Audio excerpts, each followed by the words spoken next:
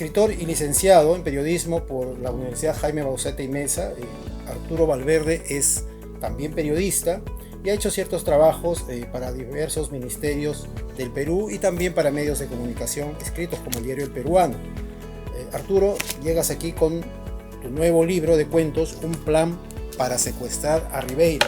Sin embargo, habías entregado ya otros libros como Haciendo Cuentos del 2004, Un gol para la Mona Lisa del 2008, Tiempo de Guerra del 2016 y bueno, ahora este es el cuarto.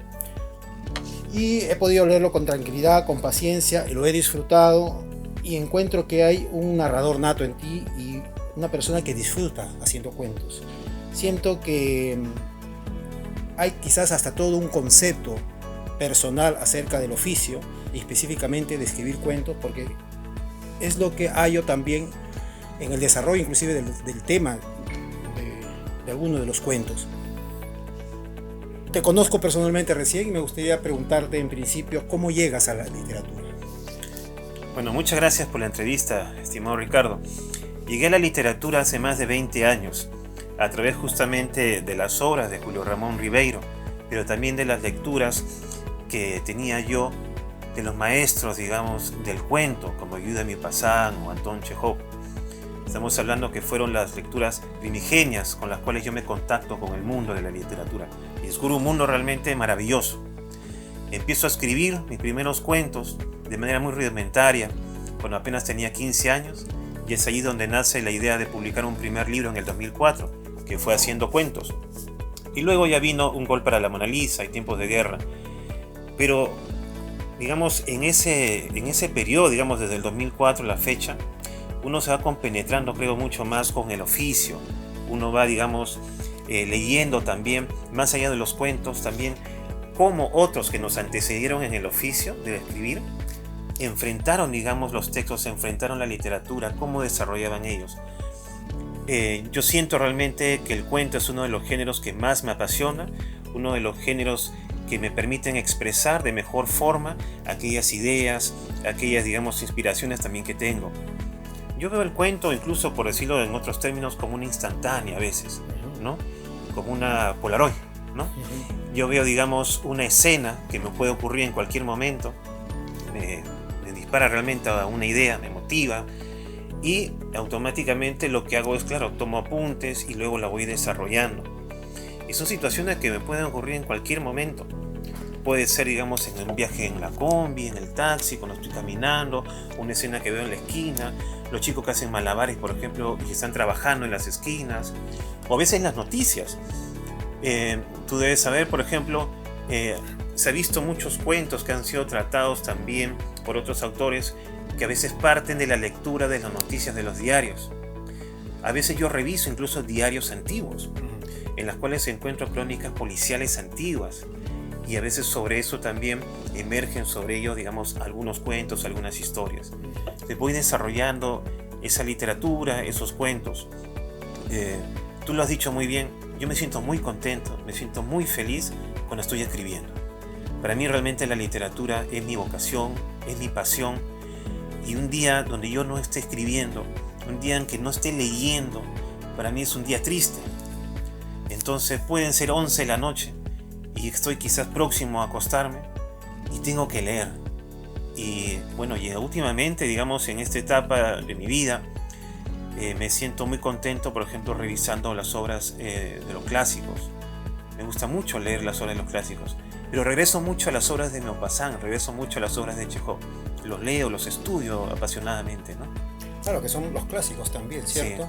Ahora, tú me acabas de dar un marco con lo que me estás relatando, básicamente realista, de los temas, de los contenidos de tus cuentos. Sin embargo, yo hallo aquí también cierta intromisión, si se puede decir, por momentos en algunos cuentos, de lo surreal o hasta de la ciencia ficción, de la fantasía.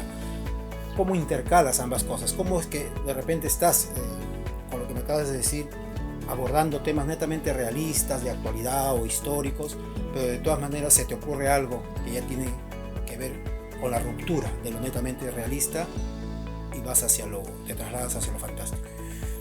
Mira, yo diría que lo fantástico, la conexión que tengo con lo fantástico, digamos, viene por otras ramas o por otras, digamos, por otras expresiones artísticas.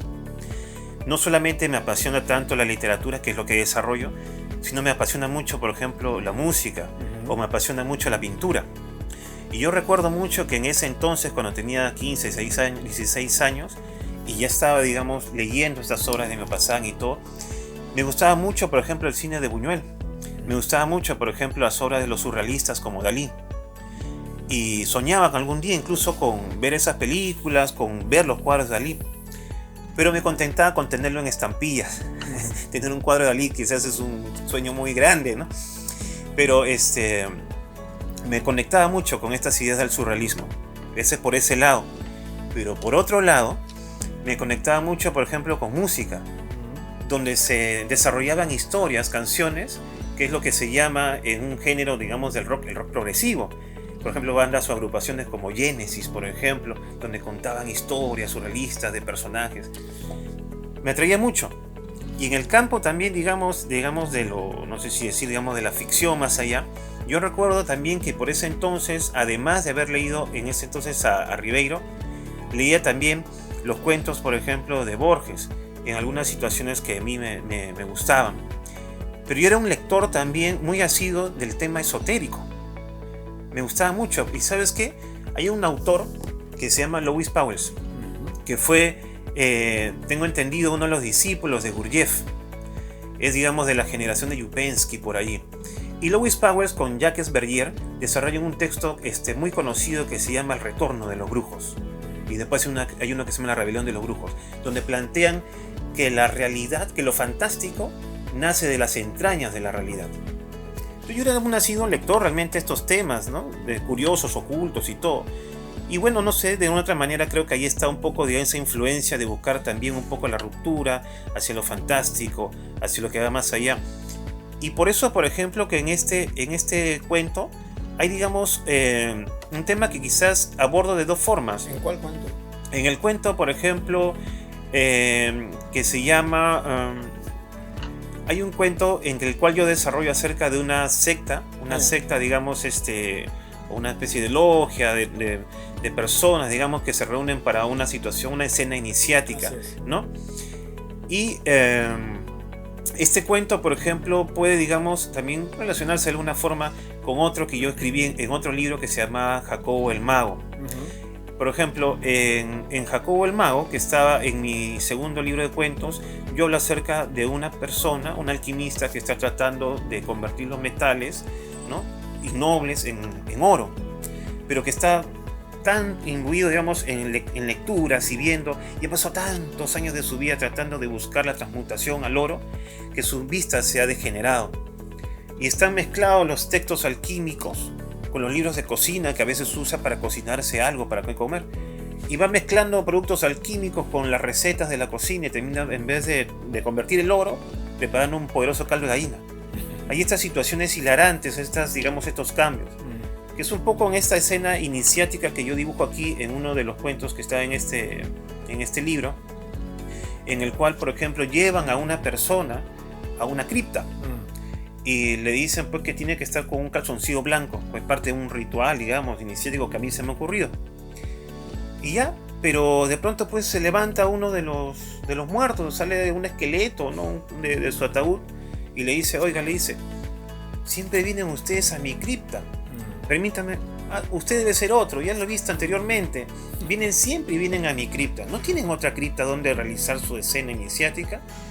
Y afuera están estas personas, ¿no?, digamos, vestidas de la misma manera, y ven, pues, que el hombre se va huyendo y no comprenden por qué van como 2, 3, 4, 5 oportunidades que fracasa este ritual, ¿no? Entonces hay esta visión que tengo también un poco sobre este mundo que me llama mucho la atención, ¿no? Este mundo de lo antiguo, de lo esotérico, y que se traslada también un poco al mundo de la historia también, ¿no? O sea que tu relación principalmente con lo fantástico deriva por lo esotérico, o sea, por el lado de lo esotérico. Diría que sí. Se sostiene ahí. Diría que sí. Tengo una colección que heredé de libros que publicaba Plaza Anjanes, ¿no? Sobre todo lo que era, digamos, estos textos de esoteria y todo ello, ¿no? Claro. Búsqueda, digamos, búsqueda de tesoros perdidos, triángulos de las Bermudas y todo ello. siempre me llama la atención. Te soy honesto, me llama mucho la atención estos temas. Pero yo digo que básicamente más me arraiga los temas reales, digamos, la ciudad, las personas que veo día a día.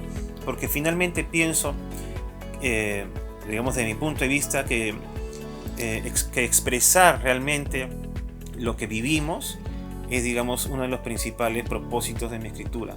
O sea, tratar de expresar o tratar de entender o ver de otra forma aquello que vivimos, los personajes, nuestra ciudad, nuestra realidad, nuestra cultura, digamos, ¿no? Expresar, tratar de ver, analizar, pero ¿crees que también, como muchos todavía creen, o quizás se siga creyendo por mucha gente, no lo sé, que la literatura podría ser un medio de cambio, de expresión, pero de cambio de la persona? ¿Crees que eso todavía puede funcionar o ya entendimos que de repente solo la literatura es un medio de entretenimiento y nada más? ¿Cómo concibes la literatura ya en su esencia? Más allá del trabajo que tú hagas, ¿no? Del resultado que pueda tener la literatura. Bueno, creo que esa reflexión se la han planteado también escritores como Chekhov, escritores como Bazán, si es que realmente a través de la literatura podíamos nosotros, los escritores, lograr un cambio. Me parece que en uno de los diarios, incluso de Chekhov, él se plantea también en unas líneas esto, si es que realmente a través de la escritura podemos, digamos, lograr un cambio, impactar en la conducta, no sé, de las personas y vean de otra manera y surge un cambio. Yo realmente te digo que quisiera realmente que mis cuentos sirvieran más para ver con empatía a los otros, para ver con empatía al prójimo, reflexionar acerca de ellos. Muchas veces vemos a las personas, a los personajes que desfilan por las calles, como yo te mencionaba. Por ejemplo, digamos, tomando un ejemplo, los chicos que trabajan en las calles, en las esquinas, haciendo volteretas y pasan por los carros pidiendo una propina para llevarse un sustento a sus casas con ellos. Pero atrás de ellos puede haber una historia. ¿Qué es aquello que los motiva a hacer eso? ¿Qué es lo que realmente pasa en su mundo interior? Yo quisiera que veamos con empatía a todas estas personas. Mira, te cuento algo. Hay, por ejemplo, un cuento de una señora, una persona que se dedica, digamos, vive en la mendicidad, ¿no? Está en una situación de mendicidad y se ve su reflejo, ¿no? En un edificio, estos edificios que tienen estas lunas casi polarizadas, y ve su rostro demacrado, ¿no? Quizás por tantos años, por estar en la calle. Pero atrás hay una persona que sí puede ver de adentro hacia afuera, que también tiene ese mensaje, ¿no? La mirada que hay de adentro hacia el exterior.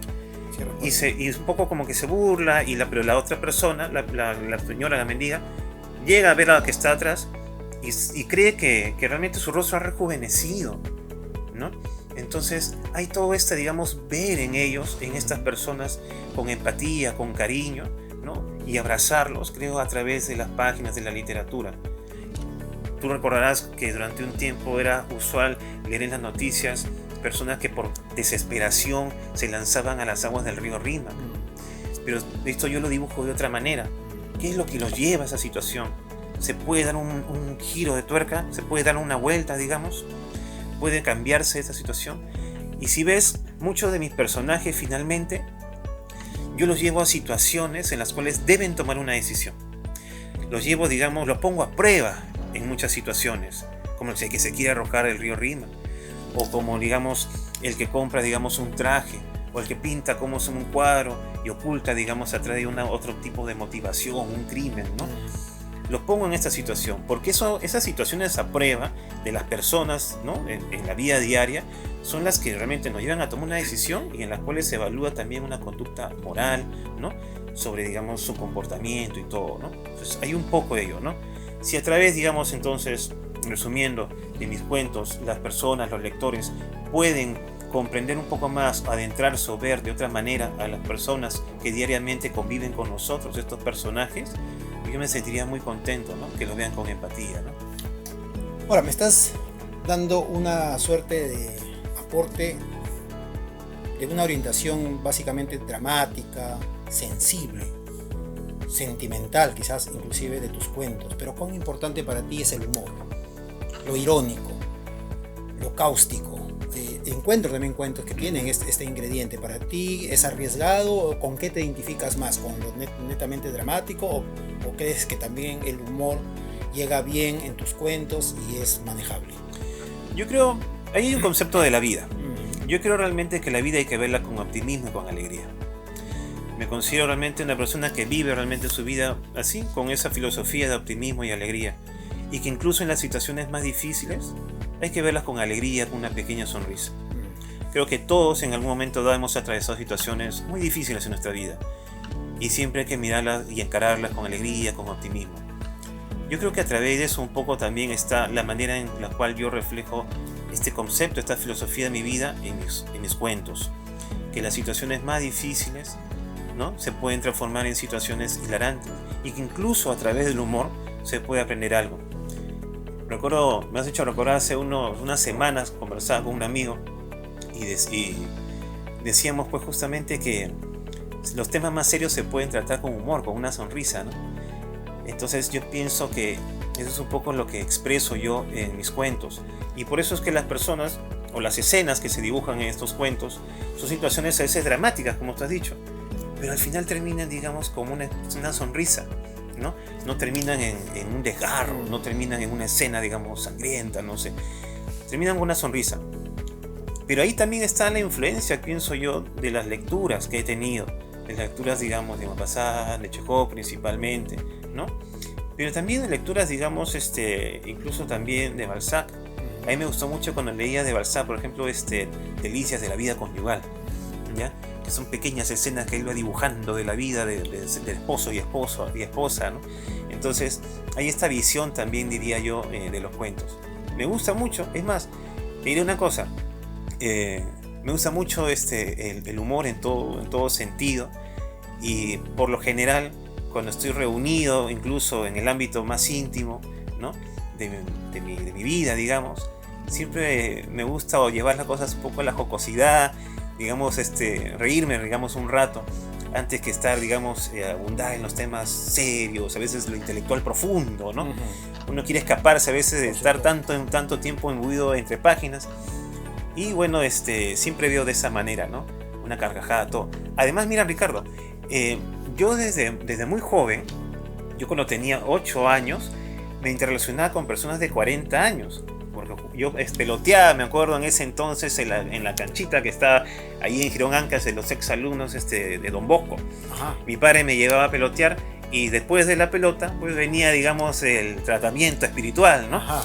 Entonces se sentaban hombres de 40, 70 años a contar sus anécdotas, y las contaban riéndose, y contaban, me pasó esto, me pasó lo otro, ¿te acuerdas acá? Y contaban, y yo me absorbía todo ello. Tú de 8 añitos ahí escuchando todo. Sí, exactamente, ¿no? Entonces ya escuchaba todas esas historias, y le tomé mucho cariño incluso a las personas mayores, en el sentido de que tenían muchas historias. Y decía, ¿por qué eso que cuentan ellos no se puede contar de otra manera? Y había, por ejemplo, un hombre que le decían el tanque, porque pateaba como si fuese un tanque. Cada vez que pateaba la pelota, la pateaba pero con mucha fuerza. Y entonces yo veía estos personajes y decía, oye, estos personajes se pueden retratar de alguna manera, se pueden dibujar de alguna forma. Todavía no encontraba quizás la expresión, ahora la he encontrado, que es la literatura, ¿no? Y volvamos a tu trabajo, Arturo. Se dice siempre que para el cuento hay que ganar por nocaut. Pero yo cuando escucho esa frase o la recuerdo siempre digo, pero a veces el derrotado intenta levantarse, ¿no? Intenta levantarse a pesar del nocaut. Y esto yo lo relaciono con la corrección, ¿no? Porque a veces podemos escribir un cuento de un tirón, pero no resulta suficiente, y a veces hay que estar nuevamente sobre el texto, derrotado, boxeador derrotado que se quiere levantar, y para eso tenemos que corregir para nuevamente derrotarlo por nocaut. ¿Qué tanto corriges, Arturo? ¿Corriges mucho o dejas que tus cuentos se guarden un poco de frescura? Allí ha habido un proceso de aprendizaje. Hay una gran diferencia entre los cuentos que publicaba en el 2004 y los que he publicado este año. Cuando yo escribí los primeros cuentos cuando tenía 16, 17 años, era como tú lo has dicho, parecía una cosa veloz. Algo me disparaba automáticamente, tenía que salir corriendo a escribirlos, y los escribía tal cual, y luego, digamos, los pasaba a la hoja. Pero luego, con el tiempo, aprendiendo, digamos, del oficio un poco más, y viendo sobre todo, digamos, el ejemplo de mis mayores, me di cuenta que el trabajo, digamos, me deparaba también corregir los cuentos para tener una entrega, digamos, más cuidadosa, un trabajo más cuidado, quizás donde se exprese de mejor forma lo que yo quiero comunicar. Yo corrijo los cuentos. Hay cuentos que me toman mucho tiempo corregirlos. Por ejemplo, el cuento Un plan para secuestrar a Ribeiro tenía 3 versiones por lo menos de ese cuento. Tenía como 3 versiones. E incluso me acuerdo que inicialmente el cuento Un plan para secuestrar a Ribeiro y Tomás Unger, que son los personajes de este cuento, eran niños. Los había dibujado como niños. Y luego eliminé esa alternativa. Y luego pasé a la alternativa ya de adultos y contando propiamente la anécdota. Pero incluso en esa primera versión era solamente la anécdota, como tal. Se iniciaban, se reunían para ver las estrellas con un telescopio y acababa. Pero me planteé otra cosa más. ¿Por qué no contar un cuento dentro de otro cuento? Por eso es que en este cuento parece que, así como dice, como hay un plan para secuestrar a Ribeiro, hay un cuento secuestrado dentro de un cuento. Y realmente este cuento que convive dentro de este cuento no tiene final. El final está en la imaginación del lector. Es un poco así. Entonces, sí corrijo. ¿Y dónde está específicamente la corrección? Está específicamente a veces en el enfoque poético, está principalmente en la musicalidad, está, digamos, en la palabra, en el adjetivo. Dicen, los adjetivos están para no usarlos, dicen, ¿no? Mira, yo lo que suelo hacer es un trabajo, digamos, de investigación, un trabajo muy humilde, si tú quieres, ¿no? García Márquez creo que decía un trabajo de carpintería, ¿no? Pero lo que yo hago es, me remito al diccionario, ¿ya? Una palabra tiene un significado y a veces nosotros, por querer expresar algo con, digamos, con precisión, recurrimos a la palabra que resume todo ello, ¿no? Pero eso puede embellecerse más si nosotros vamos al significado y qué significa realmente, ¿no? ¿Qué es la alegría? Es un estado pleno en el cual la persona se siente, no sé, feliz, contenta por una situación. Oye, eso puede expresar mucho más que decir, se siente alegre a veces. Entonces, hay un trabajo de sonoridad, de musicalidad. Los cuentos los corrijo y los leo en voz alta. Me siento en un sillón, trabajo con lápiz y voy corrigiendo y los voy leyendo en voz alta. Y si yo siento que hay algo que entorpece en la musicalidad, es porque de repente hay una pausa que no debe, una coma que está de más, un punto que está de más, un salto o una palabra que no suena bien. Yo siempre ponía el ejemplo. Hay gente que dice el relámpago sonó, pero otra cosa sería el relámpago resonó. No sé, hay una sonoridad, una fuerza también que va también, digamos, por el tema del amor también y la belleza de nuestro lenguaje, de nuestro idioma. Nuestro idioma es muy rico y tiene infinidad de términos y giros idiomáticos que podemos usar. Yo trato, digamos, de usar un lenguaje lo más sencillo posible, pero a veces también, claro, recurro, digamos, a la terminología, las expresiones coloquiales y todo, ¿no? Pero corrijo bastante. Y corrijo principalmente en mi escritorio, trabajo en mi escritorio, imprimo, corrijo a lápiz, ¿no? Y bueno, voy puliendo los cuentos hasta que están terminados. Hay cuentos que realmente he tratado de corregirlos y no los he logrado y todavía están ahí en la gaveta. Eso te iba a preguntar, ¿también desechas mucho? Porque a veces se hace tanto trabajo, pero finalmente uno como creador siente que no funciona. Sí. O cree que todavía falta, lo dejas ahí a la espera, o a veces hasta te olvidas y finalmente a veces desechas. ¿Has desechado, por ejemplo, en este libro algunos cuentos? ¿Has tenido que no publicarlos en los que eran inicialmente los que iban a constituir todo el libro? Sí, mira, había un cuento que había pensado publicar, pero más que todo que por motivos literarios, lo publiqué quizás por motivos personales, porque mira, me inspira mucho a veces por situaciones que he vivido, por situaciones que, digamos, he palpado o he tenido contacto directamente, ¿no? Y bueno, a veces he sentido quizás ese pequeño temor, quizás, de que algunas personas que se sientan retratadas en los cuentos puedan sentirse, digamos, no sé, descubiertas ante un público, ¿no? Es una historia muy cercana. Muy cercana. A alguien. Sí, exactamente. Pero hay un cuento, por ejemplo, que quise incluir acá, pero que no estaba logrado. Era un cuento, yo, mira, justo retomando un poco el tema, yo a los 17 años yo practicaba relajación, meditación y las técnicas de viaje astral en la Facultad de Letras en la San Marcos. Y se me ocurrió un cuento de un chico que hacía un viaje astral y quería ver a su exnovia. y viaja astralmente, sale su cuerpo, sale su espíritu, viaja y recorre y pasa por la avenida Bancay, por donde están pues las mujeres cocinando los anticuchos, la pancita y todo eso, el espíritu lo va oliendo y dice por acá es, y llega y entra al cuarto de la chica, no la veía hace mucho tiempo, pero cuando entra y su espíritu rompe, digamos, la puerta, la traspasa, ¿no? Ve pues que en realidad en vez de encontrar una persona hay 4 pies ahí, ¿cómo se llama? En la cama, ¿no? Y una especie ahí, una situación. Y ese espíritu se empieza, digamos, a sentirse como el televisor cuando a veces se interrumpe en la señal, ¿no? Y parece que se va o se desconecta. Y eso es muy peligroso, dicen algunos, cuando uno está haciendo este tipo de ejercicios, tiene que estar en una paz. Bueno, este choque, digamos, emotivo que él tiene, hace que justamente el espíritu regrese, digamos, nuevamente a donde está físicamente él haciendo este viaje, digamos, astral, ¿no? Lo planteé de 2 formas y no calzaba. Y lo seguí corrigiendo, ¿no? Entonces, por eso, digamos, que no lo incluí. Pero son cuentos, por ejemplo, que sí me atraen los temas y no me doy por vencido. O sea, está bien, lo descarto, pero no porque no vaya a publicarlo que en el futuro, sino que yo sé, ya quizás por la experiencia y los años, que tarde o temprano encontraré la manera apropiada de comunicarlo. Y la única forma de hacerlo es trabajando. La única forma de escribir es trabajando. Uno tiene que sentarse realmente a trabajar. Entiendo que quizás todos tienen su proceso, algunos quizás, digamos, son más de sentirse inspirados y van de vez en cuando a escribir. Pero yo creo realmente en el trabajo diario, en el trabajo continuo. Yo creo que aún así, cuando tú quizás piensas que no hay una idea, uno tiene que sentarse realmente a trabajar. En este caso, prendernos en la computadora, en la máquina de escribir, sentarse, poner el papel y ponerse a trabajar. Hay un ejercicio de calentamiento que leí en una revista que justamente decía de que uno de los ejercicios de calentamiento de la mano era escribir tu diario y luego ya te sentabas a trabajar, ¿no? Entonces yo he tratado de seguir también estas enseñanzas, digamos, estas experiencias que tienen, digamos, otros autores. Las reviso mucho las biografías, bueno, te dije, ¿no? De Chekhov en este caso. Me gustaría mucho revisar las biografías que se han escrito sobre Maupassant. Los tengo realmente en la computadora realmente, de sus mayordomos y todo. Pero reviso mucho, por ejemplo, también de novelistas como Steinbeck, por ejemplo, ¿no?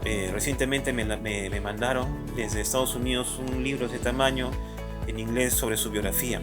Y por ejemplo, él contaba, ahí el que hace su biografía dice que la profesora de Steinbeck le decía: borra la parte que más te gusta, esa es la parte que está mal seguramente. Así, ¿no? Y bueno, uno aprende ese tipo de situaciones. Por supuesto. ¿Y de qué otras cosas aprendes, Arturo? Por ejemplo, hemos tocado a lo largo de casi toda la conversación de aspectos netamente literarios, pero por ejemplo, el periodismo, tu carrera, tu formación, tanto como profesión, pero también como expresión verbal para tus textos, ¿te han ayudado o no te han ayudado mucho? Sabemos que hay muchos escritores que han hecho a lo largo de su vida periodismo a la par que han hecho literatura y supuestamente, y me imagino pues que han conversado ambas profesiones para el desarrollo netamente de la literatura. ¿En tu caso pasa algo parecido? Por ejemplo, géneros liminares como la crónica, por ejemplo, ¿te han servido para lo netamente literario, lo narrativo? Bueno, yo estoy muy agradecido con mi profesión. Estoy muy agradecido con el periodismo. El periodismo a mí me ha permitido conocer de una u otra manera mi país, recorrerlo. He estado, digamos, estuve una vez en un pueblito a 4 o 5 horas, me parece, adentro de Arequipa, donde por primera vez se ponía alumbrado público y las personas veían por primera vez encenderse un poste. O he visto situaciones en las cuales en zonas ahí en el Brain, me recuerdo, donde por primera vez veían un caño abrirse y lo miraban, digamos, de la misma forma en que Aureliano Buendía conoció el hielo, de esa misma manera. Entonces, he viajado bastante, he visto pueblos, por ejemplo, que he conocido, donde no habitaba nadie.